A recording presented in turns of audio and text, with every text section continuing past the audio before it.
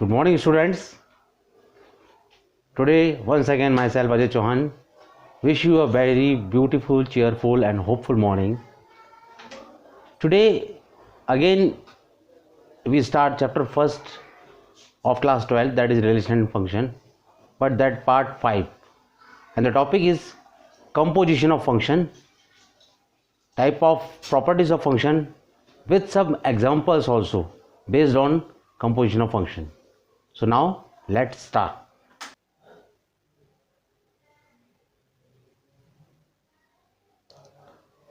So now, my dear students, earlier I told you mathematics class 12 chapter 1 part 5 topic is composition of function.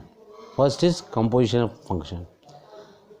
In normal language में मैं आपको बताऊं तो ये इसको आप ऐसा समझिए कि we compose two functions and make a new function. It is called composition of function. हम दो किन्हीं फंक्शंस को कंपोज करके एक नया फंक्शन फॉर्म कर लेते हैं, उसे हम कंपोजिशन ऑफ फंक्शन कहते हैं. ये साधारण भाषा है, ये आपको किसी किताब में नहीं मिलेगी, लेकिन मैंने आपको समझा दिया. लेकिन आपको चूँकि लैंग्वेज मैथमेटिक्स की याद करनी पड़ेगी, तो मैथमेटिक्स की लैंग्वेज के लिए आप इस तरह से समझ सकते हैं. यहाँ मैंने लिख दिया है आपके लिए कि composition of function, let f A to B एक फंक्शन है and g B to C be two functions. Then a function gof A to C defined by gof x means g of fx for all x belong to a is called the composition of f and g. एक बार और समझाता हूँ आपको मैं composition of function. माना कि f कोई function है a टू b, g एक दूसरा फंक्शन है b टू c. तो एक नया फंक्शन गोफ a टू c इस तरह से डिफाइन होगा कि gof of x equal to g f x for all x belong to a. x क्या है? x जो है वो डोमेन है. x इज डोमेन, एलिमेंट, सारे एलिमेंट, डोमेन के सारे एलिमेंट वो x है. Is called the composition of f and g. अब मैं आपको उसको मैपिंग से समझाता हूँ तो आपको ज़्यादा समझ में आएगा. देखिए, आप ध्यान दीजिएगा मैपिंग की तरफ. ये फंक्शन है, ये सेट है, एक और सेट, एक और सेट. ए बी सी, ये फंक्शन है ए टू बी, ये फंक्शन है बी टू सी. इसका नाम हम देते हैं जी बी टू सी. ठीक, यहाँ लिखने की ज़रूरत मेरे को समझ में आना नहीं चाहिए, वैसे तो आपको ज़रूरत क्लियर है. यदि ये x है, मैंने बताया था x डोमेन के एलिमेंट्स है, नेचुरल है, ये एफ एक्स है, और बिल्कुल क्लियर है कि ये जी एफ एक्स है, जैसा कि आपको यहाँ दिख रहा है. ठीक, अब अगर मैं एक एरो लगाऊँ, यहाँ से एरो लग रहा है ये, अब आपको एरो तो दिख रहा है ए टू सी की तरफ जाते हुए, लेकिन हम इसे उल्टा पढ़ते हैं. ये कहलाता है गोफ. ये गोफ क्या है? ये भी एक फंक्शन है. गोफ ए टू सी, मैंने बताया था, मैंने कहा था यदि हम किन्हीं दो फंक्शंस को कंपोज करके एक नया फंक्शन बनाएं तो उसे कंपोजिशन ऑफ फंक्शन कहते हैं. वही हमने यहाँ बनाया है. हमने यहाँ गोफ एक नया फंक्शन बनाया है. दो फंक्शन को कंपोज करके, पहला फंक्शन ए टू बी था, दूसरा बी टू सी था, नया फंक्शन गोफ बन गया जो ए टू सी है. अब हम इस चीज़ को इस तरह से भी लिख सकते हैं, gof of x equal to, simple सी बात, ये जी है तो जी तो है, और ऑफ एक्स मीन्स आप उसको सीधे ऑफ एक्स लिख दो. ऑफ एक्स ये हो गया g of x, this is called composition of function. यह आपको बिल्कुल अच्छी तरह समझ में आ गया होगा। अब जो हमने एक नया फंक्शन बनाया है गॉफ, ए जो होगा वो उसका डोमेन होगा और सी जो होगा वो उसका कोडोमेन होगा।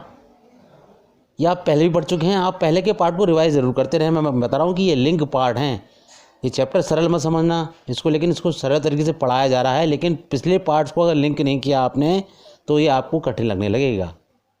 It's very clear. तो आपको कंपोजिशन ऑफ फंक्शन क्या होता है डेफिनेशन से, इंग्लिश में, हिंदी में, मैपिंग से मैंने आपको क्लियर कर दिया। अब जैसा कि मैंने आपको बताया कि हम दो फंक्शन को कंपोज करने के बाद एक नया फंक्शन बना लेते हैं। अब क्वेश्चन ये उठता है क्या हम किन्हीं भी दो फंक्शन को कंपोज करके एक नया फंक्शन बना लेते हैं? आंसर है नहीं, ऐसा नहीं है। तो इसके लिए मैं आपको समझाता हूँ। किसी कंडीशन है, कंपोजिशन इज पॉसिबल ओनली, बहुत ध्यान दीजिएगा इस बात पर। सपोज कीजिए, मैं आपको डायग्राम से समझाता हूँ, उन्हीं फंक्शन का कंपोजिशन पॉसिबल है जिससे नया फंक्शन बनेगा। वो कंडीशन ये है, सपोज एक एफ एक फंक्शन है ए टू बी, जी एक और फंक्शन है बी टू सी। अब थोड़ा ध्यान दीजिएगा यहाँ पर, ये मैं एरो लगा रहा हूँ आपको समझाने के लिए थोड़ा सा। यहाँ एक सबसेट का साइन बना रहा हूँ मैं आपके लिए। और सपोज़ करो मैंने यहाँ से इसका एरो यहाँ पे लगा दिया। इस तरह के डायग्राम आपको बुक्स में देखने को नहीं मिलेंगे। चलिए यहाँ से नहीं, हम यहाँ शुरू करते हैं। C2 A। अब देखिए, मैंने आपसे कहा कि कंपोजिशन इज पॉसिबल ओनली। तो सपोज करो गॉफ एक फंक्शन है, तो Gauff is exist if range of f is the subset of domain of G। ये गॉफ के लिए कंडीशन है कि range of f is the subset of domain of G। ऐसा होगा तभी गॉफ एग्जिस्ट करेगा। मतलब यदि ये सेट इस सेट का सबसेट होगा तभी गॉफ पॉसिबल है। वही लिखा हुआ है यहाँ पर, अगर ये सेट इस सेट का सबसेट है तब गॉफ पॉसिबल होगा। अब सेकंड पॉसिबिलिटी एक और है यहाँ पर जो आपको बुक में देखने को मिलेगी, उसे हम कहते हैं फॉग।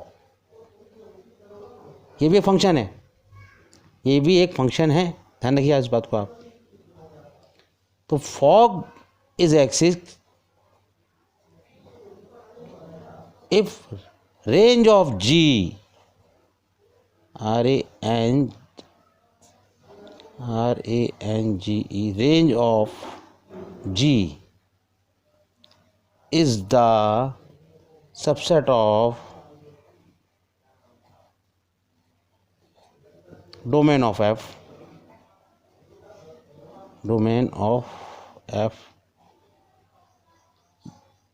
इसी रेंज ऑफ G मीन्स वही बात जो मैंने बताई थी आपको कि इस सेट के लिए सबसेट होना चाहिए, तो इस सेट के लिए ये सबसेट होना चाहिए। ये कंडीशन यदि फॉलो होती हैं तभी कंपोजिशन पॉसिबल है, अदरवाइज कंपोजिशन पॉसिबल नहीं है। तो आप इनको याद सी कर लीजिएगा कि Gauff is exist if range of F is a subset of domain of G and fog is exist if range of G is the subset of domain of F। ये क्लियर हो गया आपके लिए। ये आगे आपको और क्लियर हो जाएगा जब आप क्वेश्चन करेंगे तब।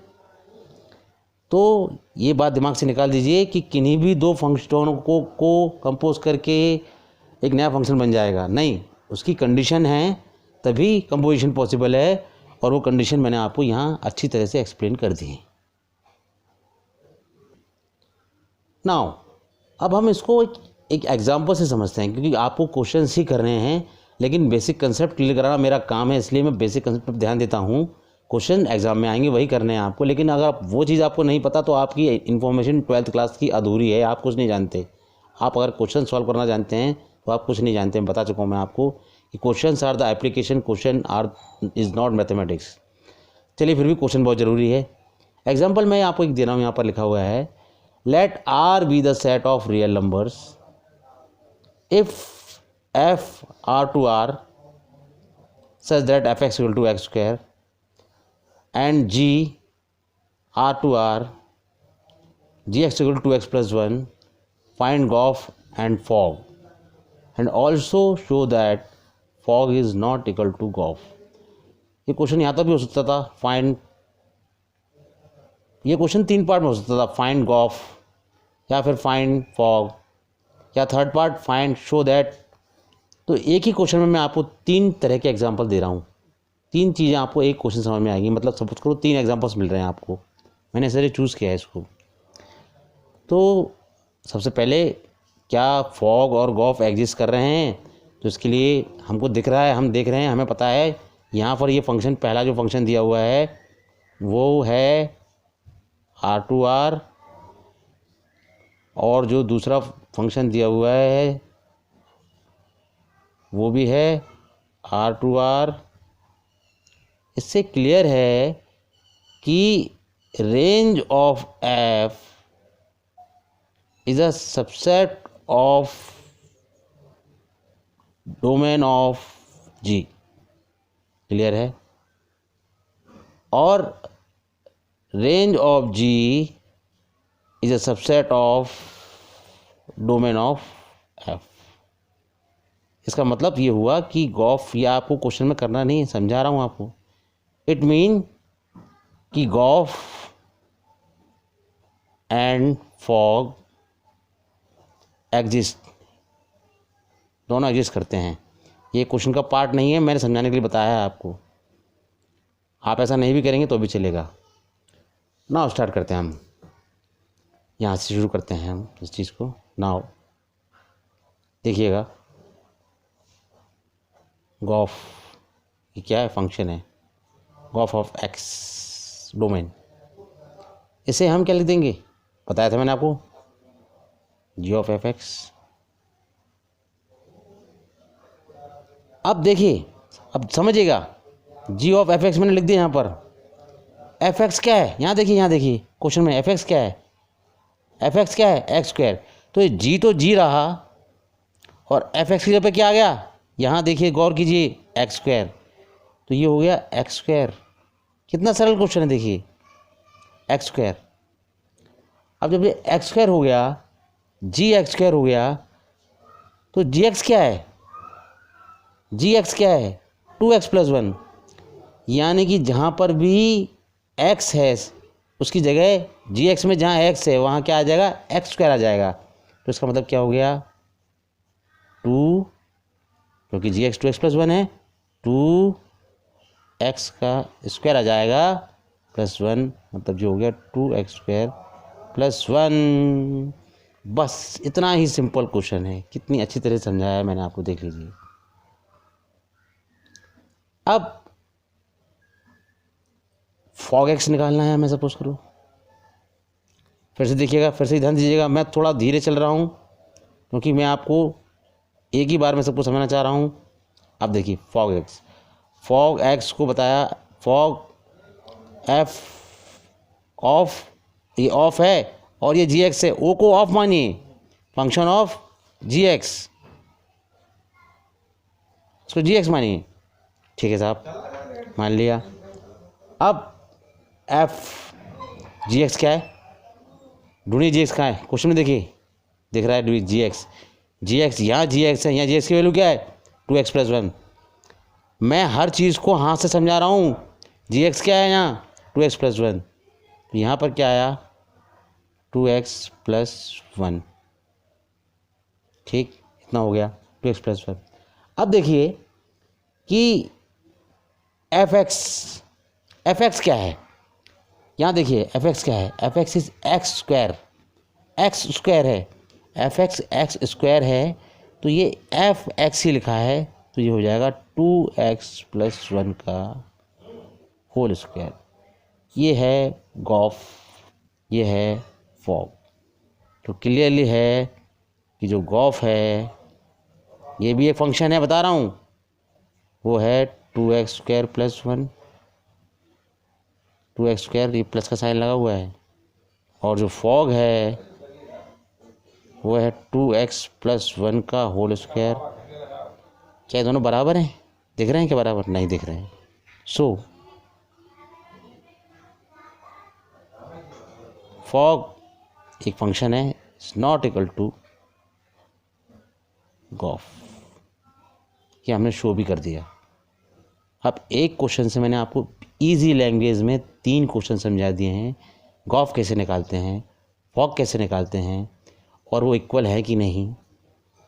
इससे इजी वे में शायद आपको कोई नहीं समझाएगा।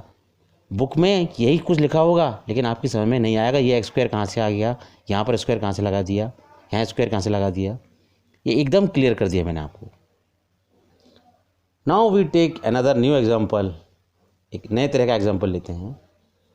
Late f is a function in the form of set 2 3 4 5 2 3 4 5 9 just like f(a) to b। अगर ऐसा लिखा है f(a) to b, यहाँ पर ये पूरा a है, ये पूरा b है, वैसे ही है, f एक फंक्शन है। एंड g इज 3 4 5 9, ये भी सपोज करो कोई सेट लिखा था, यहाँ पर b to c लिखा था, ये b है, सपोज करो ये c है, ये b के एलिमेंट हैं, c के एलिमेंट हैं। बात वही है, simple. 3 4 5 9 7 11 15 b2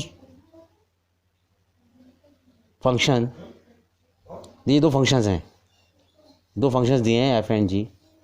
define as f2 = 3 दिया हुआ है, f3 = 4 है, f4 = f5 = 5 है, एंड f3 = g3 = g4 = 7 है, एंड g5 = g9 = 11 है। Find gof. अब पहली बार में बड़ा चंबा लग रहा हो, ये क्या बवाल आ गया, ये क्या लिख दिया, ये f2 f3 कुछ नहीं है। अब ये देखिए हमें गॉफ निकालना है। अब क्लियरली यहाँ दिख रहा है, देखिए ये भी 3 4 5 9 है और ये भी 3 4 5 9 है, ठीक है। यानी क्लियरली हमें दिख रहा है कि the range of f is a subset of codomain of g, it mean gof is exist. तो यहाँ मुझे वो लाइन लिखने की ज़रूरत नहीं है, आपको दिख रहा है, मैंने बता दिया आपको मेहनत करना पड़ेगी तब समझ में आएगा। मैं बहुत क्लियर कर रहा हूँ, इससे ज़्यादा डिटेल में कोई कहीं नहीं पढ़ाता है, कहीं किसी क्लास में नहीं पढ़ाता है जैसे मैं पढ़ा रहा हूँ आपको, बच्चों की तरह पढ़ा रहा हूँ। अब देखिए हमने सॉल्व किया, इसको सॉल्व करने के लिए गॉफ निकालना है हमें, तो गॉफ निकाला हमने। यहाँ से शुरू करते हैं। गॉफ क्या है भाई? गॉफ क्या होता है? a to c पर आएगा। ये क्या है भाई? यहाँ ये रहा, ये यानी कि 2 3 4 5 c पर जाएगा। बताया था इसलिए मैंने ए बी यहाँ लिख दिया, लिखा इसीलिए था कि आपको ये समझाने के लिए कि ये लाइन कहाँ से आ रही है। सी पर जाएगा। सी क्या है? 7 11 15। अब समझिएगा, ठीक। गॉफ निकालना है तो चूंकि हम जो भी गॉफ एक फंक्शन है वो हम डोमेन से निकालते हैं, यानी हमें गॉफ 2 निकालना पड़ेगा, गॉफ 3 निकालना पड़ेगा, गॉफ 4 निकालना पड़ेगा, गॉफ 5 निकालना पड़ेगा। यही करने का पड़ेगा आपको हर इस तरह के क्वेश्चंस में। तो पहले हमने निकाला गॉफ 2, ध्यान दीजिएगा, जरा थोड़ा ध्यान दीजिएगा।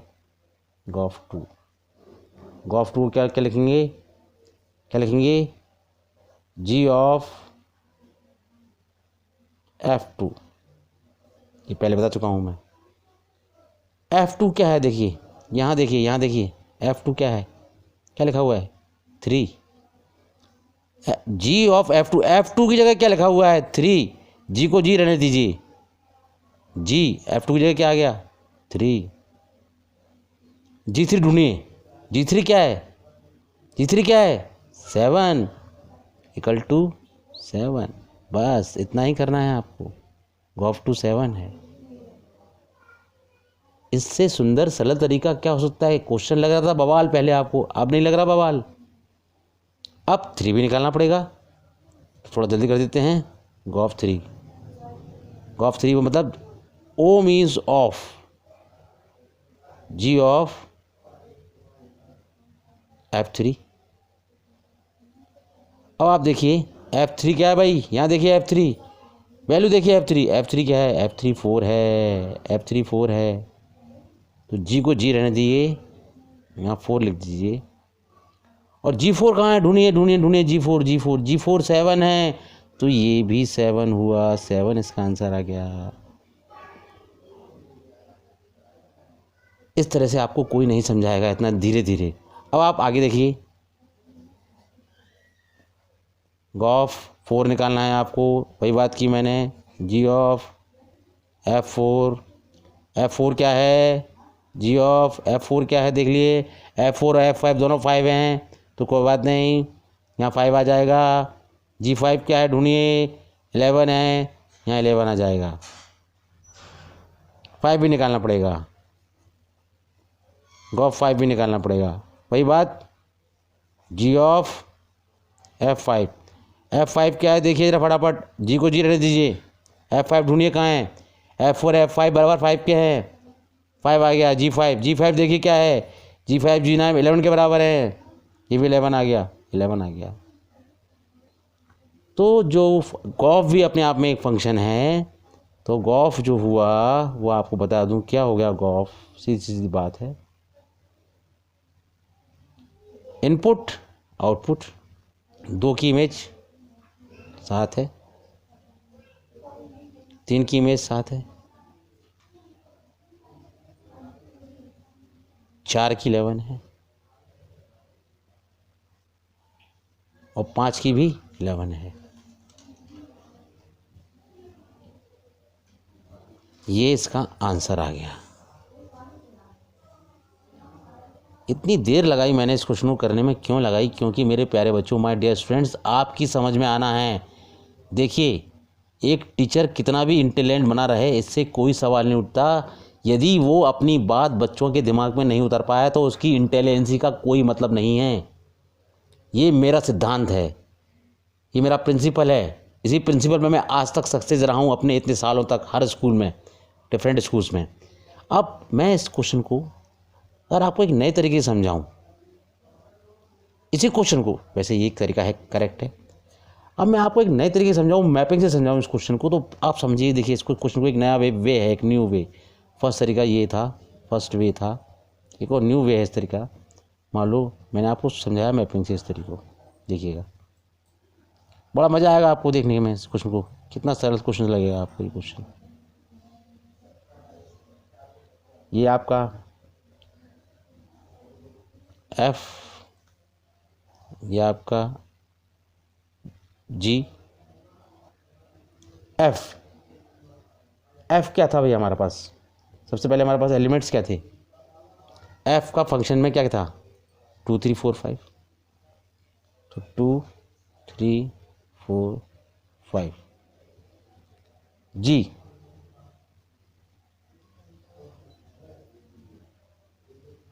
3 4 5 9, C 7 11 15, A B C। ठीक। अब आप देखिए कि अगर मैं गॉफ 2 निकालूँ इससे, देखो गॉफ 2 निकालना है मुझे, तो 2 की क्या इमेज के 3 है, तो 2 को पहले मैं 3 से तोड़ देता हूँ, 3। F3 4 है, गिवन है, मैंने 4 से जॉइन कर दिया। F4 और F5 5 है, F4 भी 5 है, F5 भी 5 है, जोड़ दिया मैंने, ख़त्म हुई बात। आगे बढ़े, G3 G4 7 है, G3 भी 7 है, यहाँ देखते हैं ये हाथों पर, G4 भी 7 है, जोड़ दिया। G5 11 है, G9 भी 11 है, G5 भी 11 है, इमेज है, इसकी इमेज 11 है। ये डायग्राम बन गया बिल्कुल इसी डायग्राम से। अब गॉफ टू निकाला। गॉफ टू क्या है? गॉफ टू क्या है? G3 है। टू क्या है? G3 है।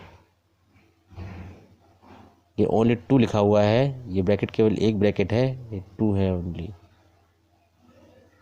ये क्या है? G3 है। और G3 क्या है? 7 है। तो आंसर क्या आया? 7। सिंपल सी बात। गॉफ थ्री क्या है? 4 है। G4 है। G4 क्या है? 7 है। 7 इसका आंसर आया। गॉफ 4 पे जाइए। 4 कहाँ है? इमेज क्या है इसकी 4 की? 5। G5 है। G5 क्या है? 11 है। 11 इसका आंसर हुआ। गॉफ 5 भी क्या है? वो भी G5 है। डायग्राम को देखिए, यहाँ देखिए, G5 है, G5 लिखा। G5 क्या है? G5 का इमेज क्या है? 11 है। 11 इसका आंसर आया। वही चीज़, वही आंसर्स फिर से आपको मिल गए। तो देखिए गॉफ क्या है? गॉफ था A to C, ये रहा A to C। मैंने कहा उल्टा पढ़ते हैं, यहाँ F था लेकिन पढ़ता उल्टे हैं। ये गॉफ है, A to C है। और जो चीज़ यहाँ की है वही चीज़ यहाँ की है। आप क्वेश्चन को इस मेथड से भी कर सकते हैं, आप क्वेश्चन को इस मेथड से भी कर सकते हैं। ये मेथड किताब में नहीं दी हुई है, ये मेथड ओन कंसेप्टिव है, मैपिंग पर बेस्ड है। आपको एकदम अच्छी तरह समझ में आ गया हो गया। क्वेश्चन टफ लग रहा था लेकिन टफ नहीं था, बहुत सिंपल था। आप इसका रिवीजन ज़रूर कीजिएगा। लेकिन नाउ अब आप बताता हूँ आपको properties of composition of function. Properties of composition of function में पहली प्रॉपर्टी होती है कि the composition of function is not commutative. Commutative कभी नहीं होता। कम्यूटेटिव आप जानते हैं, कम्यूटेटिव को आपको बताया, कम्यूटेटिव का मतलब होता था A + B = B + A, ये होता है कम्यूटेटिव। ये कम्यूटेटिव आपको कौन पढ़ा है? लेकिन फॉग कभी बराबर नहीं होता गॉफ की। ये पहली प्रॉपर्टी है। दो फंक्शन का कंपोजिशन कम्यूटेटिव मतलब ऐसा नहीं होता, नॉट इक्वल टू, ये नहीं होता। ये पहली प्रॉपर्टी है। Second property, the composition of function is associative होता है। एसोसिएटिव होता है। अब एसोसिएटिव आप वर्ड आपको जान लिखा है, आपने ये पता होगा। ये सब चीज़ें मुझे बताने की जरूरत नहीं है, शायद आप समझ से हैं, लेकिन फिर भी यहाँ लिख देता हूँ मैं। A + B + C = A + B + C। ये एसोसिएटिव होता है। एसोसिएटिव होता है मतलब if F G H are 3 functions such that fog of H and FO of GOH exist करते हैं, then fog of OH = F of GOH होता है। हाँ, तो FGH जो है वो 3 फंक्शन है। और ये ब्रैकेट का मतलब सिंपल तो ये FX लिखा है, सपोज करो FOH ब्रैकेट है, ये फंक्शन है। और ये FO ये एक फंक्शन है, इस तरह से लिखा है। चलो मैं इसको आपको प्रूव करने की कोशिश करता हूँ कि किस तरह से प्रूव होता है। इसको समझाने की कोशिश करता हूँ मैं आपको। तो मैंने सबसे पहले सब इसको यहाँ पर इसको लिखा इस तरह से, देखिएगा थोड़ा सा। ये FOG OH ऑफ X लिखा हुआ है। इसका मतलब ये हुआ, आप देख रहे हैं इसका मतलब क्या हुआ, ये आप पढ़ चुके हैं पहले ही, वो वही चीज़ लिखूँगा। क्या हुआ? ये HX हुआ। इसका मतलब क्या हुआ? इसका मतलब ये F ऑफ GHX हुआ। सिंपल सी बात है ये। और यदि मैं यहाँ पर लूँ, इस चीज़ को लूँ, इस चीज़ को, अभी तो मैंने इस चीज़ को लिया, अगर मैं इस चीज़ को लूँ तो ये दिख रहा है आपको साफ साफ कि ये लिखा हुआ है FOGOH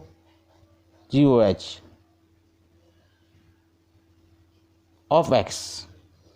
नेक्स्ट टाइम में आपको दिख रहा है क्लियर, वही प्रोसेस यूज़ कर रहा हूँ मैं आपके लिए। F of GOH X, simple सी बात। इसका मतलब क्या हुआ? इसका मतलब वही F of G of HX। देखिए दोनों बराबर हैं, वही काम किया है मैंने जो सिंपल पहले करता हुआ आ रहा था। इसका मतलब the composition of two function associative होता है, कम्यूटेटिव नहीं होता है। पहली प्रॉपर्टी क्या है, function composition of two function commutative नहीं होता है लेकिन एसोसिएटिव होता है, वो यहाँ प्रूव कर दिया है। नाउ द लास्ट प्रॉपर्टी मैं आपको पहले एक्सप्लेन कर देता हूँ। Composition of two function is a bijection. Bijection word आ गया, पहले पढ़ाया था बाइजेक्शन। बाइजेक्शन पता है बाइजेक्शन का मतलब क्या होता है? बाइजेक्शन मतलब one one and onto function. जो फंक्शन वन वन भी होता है और ऑन टू भी होता है उसे बाइजेक्शन कहते हैं। याद आ गया होगा आपको, ठीक। तो composition of two function is a bijection means if F and g R to function to बाइजेक्शंस then Gauff is also a bijection. यदि एफ कोई फंक्शन है, जी कोई फंक्शन है और दोनों बाइजेक्शन हैं, यानी कि दोनों वन वन और एंड ऑन टू फंक्शन है, तो गॉफ भी one one and onto function होगा। बस यही थर्ड प्रॉपर्टी है।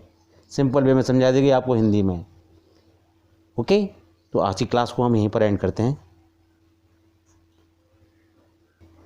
सो माय डियर स्टूडेंट्स, आज हमने कंपोजिशन ऑफ फंक्शन पूरी तरह से ख़त्म कर दिया है और बहुत धीरे पढ़ाया है मैंने आपको। बहुत अच्छी तरह से डायग्राम बना के एक्सप्लेन किया है। इस तरह का एक्सप्लेनेशन आपको किसी अन्य वीडियो में देखने को नहीं मिलेगा, ये मेरा दावा है।